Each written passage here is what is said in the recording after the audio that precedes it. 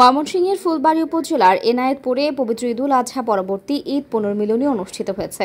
মঙ্গলবার বিকেলে এনায়েতপুর ইউনিয়ন জামাত ইসলামীর ও ইসলামী ছাত্র শিবির ইউনিয়ন শাখার আয়োজনে এনায়েতপুর বাজার উচ্চ বিদ্যালয়ে পুনর্মিলনীতে প্রধান অতিথি হিসেবে বক্তব্য রাখেন জেলা জামাত ইসলামীর নায়েবে আমির ও ফুলবাড়ী আসনে দলটির মনোনীত সংসদ সদস্য প্রার্থী অধ্যক্ষ কামরুল হাসান মিলন।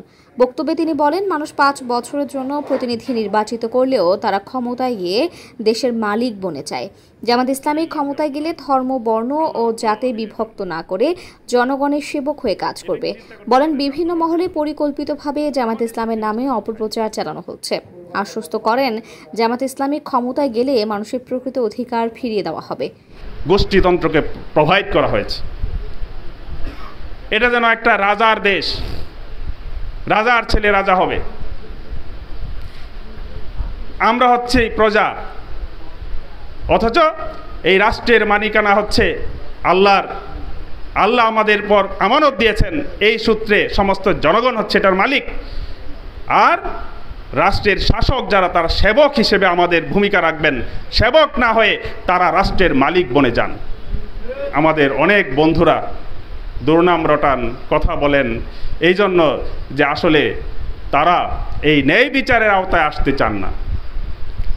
ন্যায় বিচার আসলে ওই ধান্দাবাজি করা যাবে না, টেন্ডারবাজি করা যাবে না, ছিনতাই করা যাবে না, চাঁদাবাজি করা যাবে না।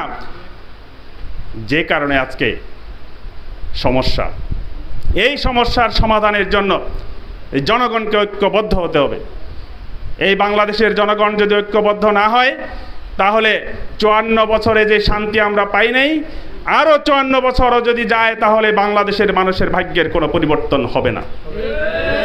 এনায়েতপুর ইউনিয়ন জামাত ইসলামীর সভাপতি নসরুদ্দৌলা মাস্টারের সভাপতিত্বে এতে আরও বক্তব্য রাখেন উপজেলা জামাতে ইসলামীর বায়তুল মাল সম্পাদক অধ্যাপক আলাউদ্দিন, কর্মপরিষদ সদস্য আব্দুর রউফ রাব্বানী, মৌলভী আব্দুল কাদের, রাঙামাটিয়া ইউনিয়নের সভাপতি ইউসুফ আলী, কালাদহ ইউনিয়নের সভাপতি এনামুল হক, ইসলামী ছাত্র শিবিরের সাবেক আন্তর্জাতিক সম্পাদক HM জুবায়ের, উপজেলা ছাত্র শিবিরের সভাপতি মানিক হাসান, এনায়েতপুর ইউনিয়নের সভাপতি শাহাদাত হোসেন ও সেক্রেটারি জোবায়ের আহমেদ সহ অন্যান্যরা।